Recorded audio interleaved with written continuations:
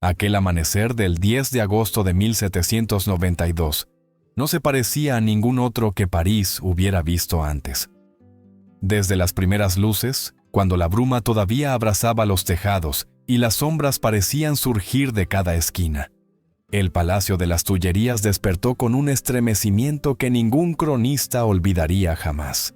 Las campanas repicaban con una urgencia casi feroz, como si anunciaran no solo peligro, sino el fin de un mundo entero.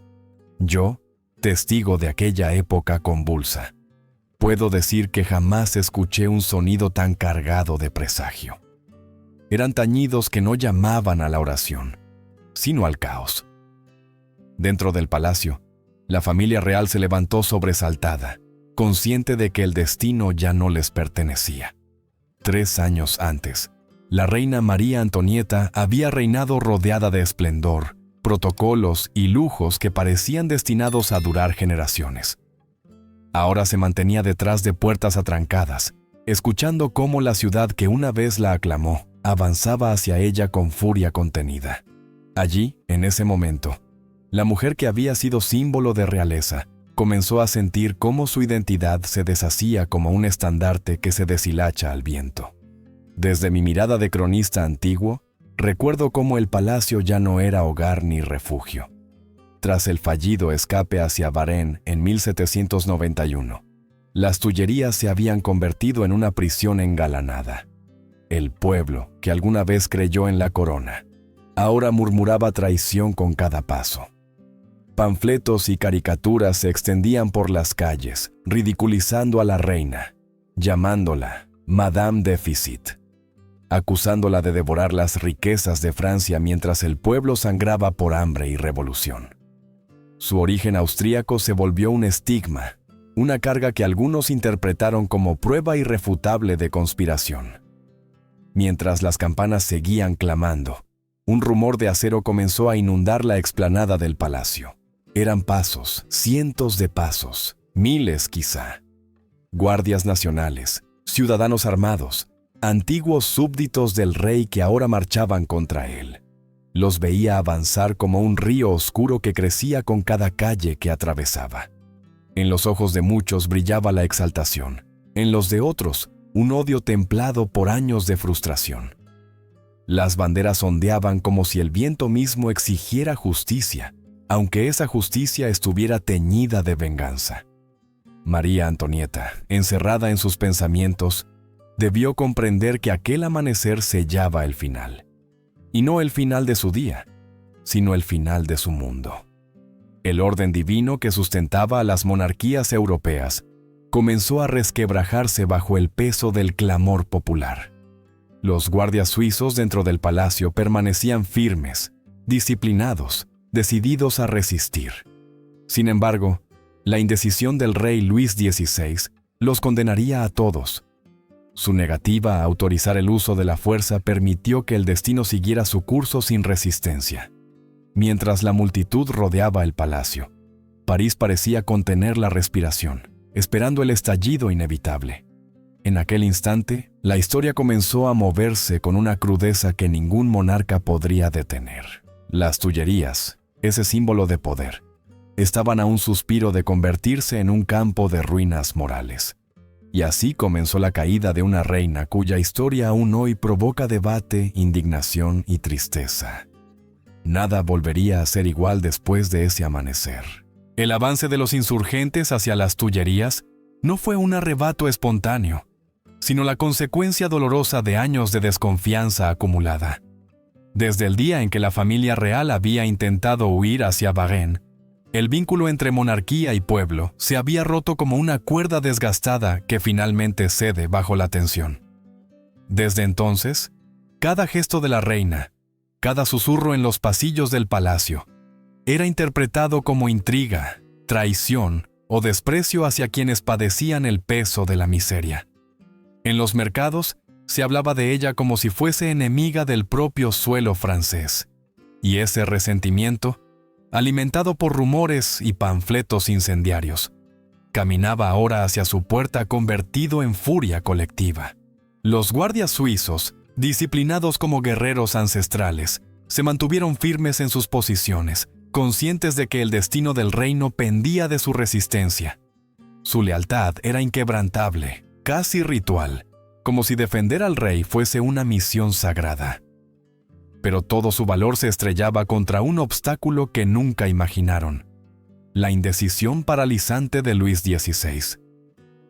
Aquel monarca, cuya voz podían haber cambiado el curso de los acontecimientos, se mantuvo atrapado entre la duda y el temor. No quiso derramar sangre para salvar su trono, y con ello condenó a quienes estaban dispuestos a derramar la suya por él. Recuerdo, como si aún escuchara el eco, cómo la multitud rompió finalmente la resistencia exterior. Los insurgentes, alimentados por una mezcla de indignación y esperanza revolucionaria, penetraron en el palacio como un torrente desbordado. El choque fue brutal.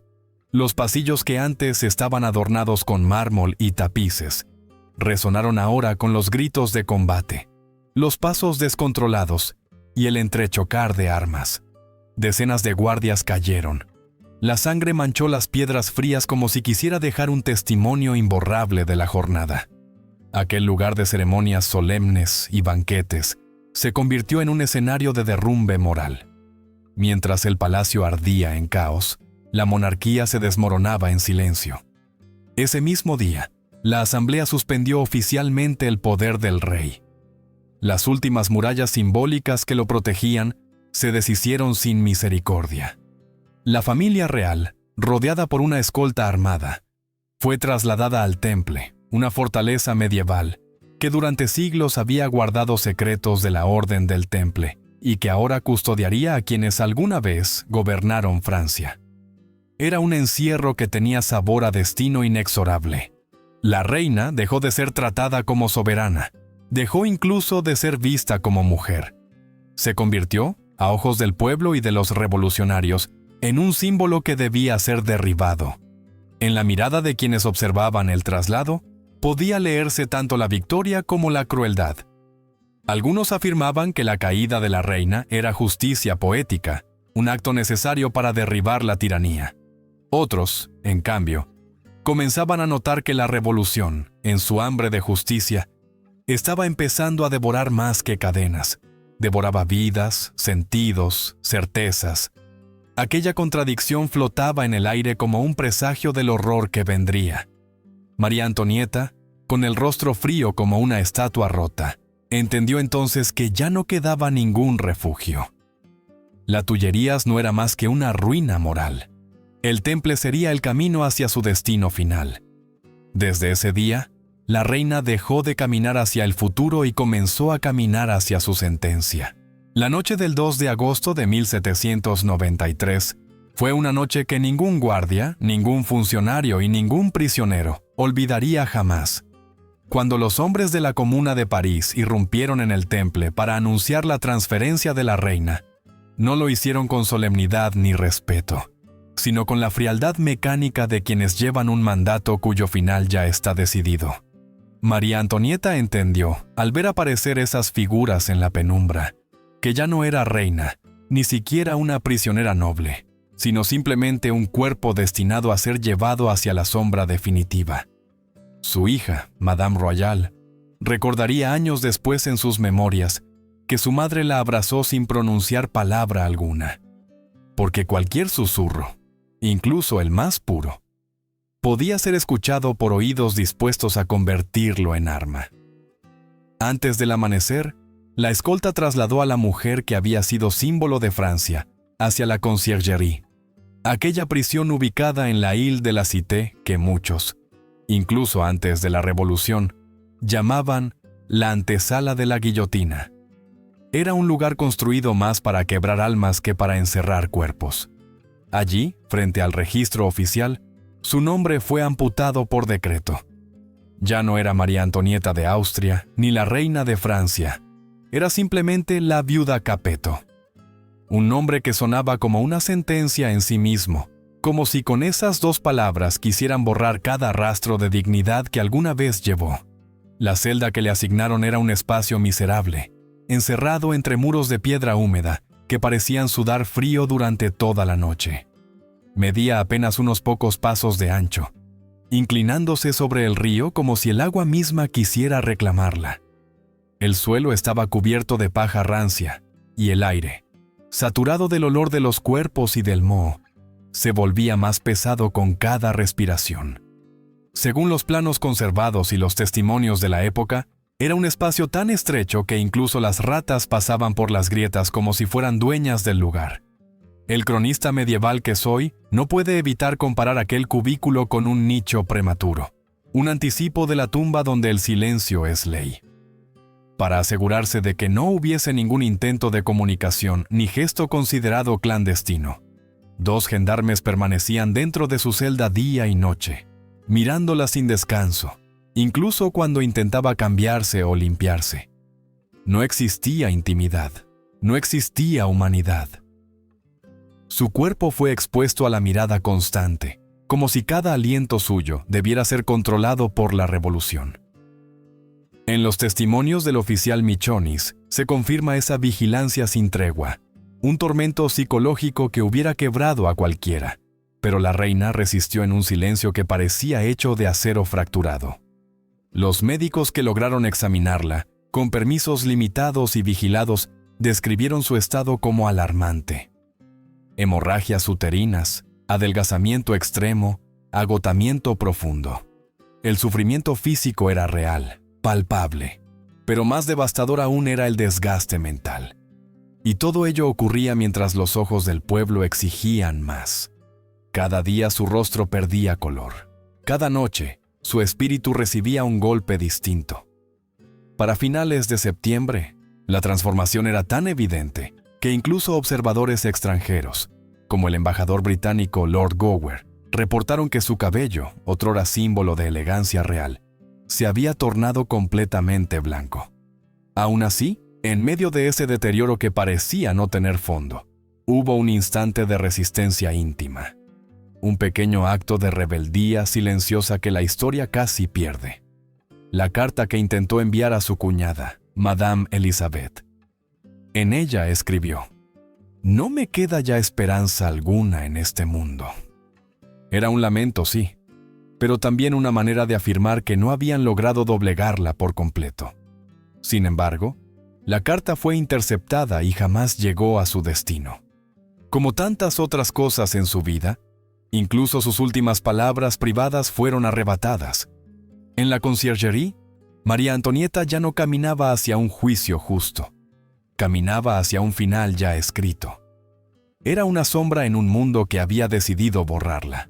El 14 de octubre de 1793, amaneció con un cielo pesado, tan gris que parecía anunciar un presagio oscuro sobre París. Aquel día, en la gran sala de la conciergerie, la revolución iba a presentar no un juicio, sino un espectáculo disfrazado de justicia.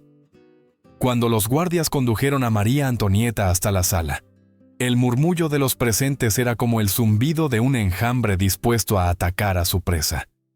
Habían seleccionado cuidadosamente a los espectadores, fanáticos, partidarios de los jacobinos, hombres y mujeres que no buscaban verdad, sino ver caer a quien habían convertido en el rostro de todos sus dolores. La reina apareció con un vestido negro y un tocado blanco sencillo. La austeridad de su vestimenta contrastaba con la ferocidad del ambiente. Su rostro estaba pálido, los ojos hundidos, pero mantenía una postura firme, casi desafiante. En ese instante, incluso yo, que observaba la escena con la frialdad de un cronista acostumbrado a muertes y batallas, comprendí que aquella mujer estaba dispuesta a soportar la humillación sin entregar su dignidad. Pero la revolución no quería dignidad, quería destrucción. Los cargos fueron leídos con la solemnidad falsa de quienes ya habían decidido su destino mucho antes de que pronunciara una sola palabra. La acusaban de traición, de conspirar con potencias extranjeras, de coordinar complots para restaurar el poder real.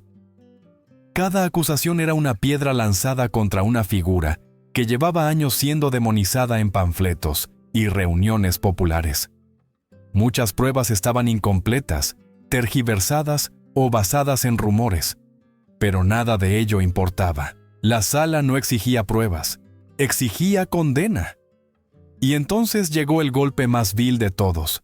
Fouquier Tinville, el fiscal despiadado cuya reputación estaba bañada en sangre, pronunció la acusación final: incesto con su propio hijo, el pequeño Louis Charles. Aquella palabra cayó sobre la sala como un rayo, arrancando suspiros, risas nerviosas y gritos de aprobación. Era una atrocidad tan grave que incluso entre los revolucionarios hubo quienes sintieron un escalofrío de incomodidad. ¿Hasta dónde llegaría la sed de venganza del pueblo? ¿Era necesario tocar lo más sagrado para destruir por completo a una mujer? María Antonieta escuchó la acusación sin pestañear, pero en su interior algo debió romperse. Y sin embargo, no respondió con ira ni con lágrimas. Lo hizo con una frase que aún hoy atraviesa los siglos: apelo a todas las madres. Esas 6 palabras hicieron temblar la sala. No porque despertaran compasión, sino porque desnudaban la monstruosidad del cargo. Durante un instante, incluso los enemigos más feroces guardaron silencio, incapaces de sostener la mirada que ella les dirigía. A pesar de todo, el juicio siguió adelante como una máquina implacable. Presentaron como evidencia la llamada Armoire de Fer, un cofre de documentos encontrado en las Tullerías, que supuestamente contenía pruebas de su conspiración. Pero muchos de los papeles eran ambiguos o no tenían relación directa con ella. La defensa fue mínima, no se le permitió llamar a testigos, no se investigaron contradicciones. Era un ritual, un sacrificio político disfrazado de proceso legal. Después de 2 días de interrogatorios, susurros, gritos y acusaciones, el jurado regresó con el veredicto que todos esperaban: muerte por guillotina. María Antonieta recibió la sentencia sin expresión alguna, como si ya lo supiera desde hacía meses, tal vez desde aquella noche en que la arrancaron de su hija. A las 4 de la mañana del 16 de octubre, se leyó el veredicto en su celda. La mujer que había sido reina dejó de ser acusada. Desde ese instante, era solo una condenada. Aquella madrugada no marcó el final del juicio, sino el inicio de su último capítulo, aquel que aún hace temblar a quienes lo recuerdan. La madrugada del 16 de octubre de 1793 llegó con una frialdad que parecía atravesar las piedras mismas de la conciergerie. Los pasos de los guardias resonaron en el corredor como un presagio definitivo. Cuando entraron en la celda, María Antonieta ya no era reina, ni símbolo, ni acusada. Era simplemente una mujer que iba a ser conducida hacia la muerte. A las 7 de la mañana la despertaron, aunque algunos decían que no había dormido en absoluto, que había pasado la noche en una vigilia silenciosa, aguardando el momento en que la historia decidiera arrancarla por fin de un mundo que ya no la quería. Le permitieron cambiarse la ropa por una sencilla camisa blanca, sin adornos, sin dignidad, sin los restos del esplendor que alguna vez la rodeó. Le ataron las manos a la espalda, no porque temieran resistencia, sino porque la revolución quería demostrar que incluso en sus últimos pasos, ella no tendría control sobre su propio cuerpo. En contraste, su esposo, Luis XVI, había sido llevado en un carruaje cerrado cuando llegó el momento de su ejecución. A ella, en cambio, la obligaron a subir a un carro abierto, el mismo en el que transportaban a criminales comunes. Era una humillación deliberada, diseñada para mostrar al pueblo que ni una gota de grandeza sobrevivía en la mujer que alguna vez reinó sobre Francia. El recorrido hacia la Place de la Revolución fue lento, casi ritual. La multitud se congregó a lo largo de la Rue Saint-Honoré, formando un corredor humano que parecía dividir la ciudad en 2 mundos irreconciliables. Algunos gritaban insultos, levantaban los puños, exigían justicia teñida de sangre. Otros observaban en silencio, con una mezcla de horror y fascinación, como si estuvieran contemplando un funeral público del antiguo orden. Yo, desde la distancia, veía aquel carro avanzar como una reliquia fúnebre movida por el odio del pueblo. La apariencia de la reina no dejaba dudas del tormento que había sufrido. Su rostro estaba pálido, sus mejillas hundidas, su figura quebrada por el encierro. Su cabello, cortado previamente por el asistente del verdugo, Mostraba mechones blancos como nieve prematura, un recordatorio cruel del miedo, el dolor y la degradación que había soportado. Aún así, en medio de esa desolación, mantuvo la cabeza erguida. No habló, no lloró, no imploró. Caminaba hacia la muerte con la misma compostura con la que un caballero medieval aceptaría su destino tras perder una batalla. Al llegar al cadalso, el verdugo Henri Sanson la ayudó a subir los escalones. La madera crujió bajo sus pies, como si la estructura misma reconociera el peso simbólico del momento. Se dice que en un instante, mientras intentaba mantener el equilibrio, pisó accidentalmente el pie del verdugo. La reacción fue inmediata, tan humana que traspasó el tiempo. «Perdóneme, señor, no lo hice a propósito». Aquellas palabras, las últimas que pronunció en vida, cayeron sobre la multitud como un susurro inesperado, casi imposible de odiar. En aquel instante, incluso el pueblo que había clamado por su muerte, quedó suspendido entre el desprecio y la extraña sensación de estar mirando morir a un ser humano, no a un monstruo. A las 12:15 de la tarde, la cuchilla cayó. El sonido metálico cortó el aire como una sentencia definitiva, seguida de un silencio tan denso que parecía absorber todos los gritos contenidos. Fue solo después de ese silencio que estallaron los vítores de «Vive la République». Pero quienes estaban más cerca afirmaron que incluso en ese tumulto, hubo un instante en que nadie quiso mirar directamente el cuerpo. La muerte, cuando finalmente llegó, no trajo gloria. Solo dejó un vacío que ni las palabras ni la revolución podían llenar. El cuerpo fue colocado en un ataúd simple, sin nombre, sin símbolo. Fue enterrado en una fosa común en el cementerio de la Madeleine, junto a otros condenados de aquellos días oscuros. Así terminaban los restos físicos de una reina, pero no el debate sobre si su muerte había sido justicia o venganza. Cuando la cuchilla cayó y el cuerpo de María Antonieta fue sepultado en una fosa anónima, muchos en París creyeron que la historia había terminado. Pensaron que con la muerte de la reina se cerraría el capítulo más oscuro del antiguo régimen, que el dolor del pueblo encontraría alivio y que la revolución, purificada por sangre, marcharía hacia una nueva era. Pero el tiempo, juez silencioso de todos los hombres, demostró que ningún final impuesto por la violencia es un final verdadero. La muerte, por sí sola, nunca calma el hambre de justicia. Solo deja heridas que tardan generaciones en cicatrizar. Pasaron más de 20 años antes de que la historia diera un giro inesperado. Con la restauración borbónica en 1815, los restos de la reina fueron exhumados y trasladados a la Basílica de Saint-Denis, lugar de sepultura de los reyes de Francia. Allí, donde yacían figuras que habían moldeado el destino del reino durante siglos, María Antonieta recuperó su identidad perdida. Fue una reinhumación solemne, casi sagrada, como si el país que la había condenado a morir quisiera ahora devolverle la dignidad arrebatada. Y yo, que había sido testigo de su caída, comprendí que la historia tiene sus propios equilibrios, a veces crueles, a veces misericordiosos. Pero incluso este acto final no logró silenciar la pregunta que desde entonces divide a quienes recuerdan aquellos tiempos. ¿Fue su muerte justicia o venganza? Algunos aseguran que era inevitable, necesaria, la única manera de derribar un sistema construido sobre privilegios hereditarios. Otros señalan que la revolución, en su furia, se convirtió en aquello que juró destruir, devorando no solo a una reina, sino a su propia alma. La verdad, como tantas veces ocurre, se halla entre sombras, en esas regiones donde la emoción humana se mezcla con el juicio histórico.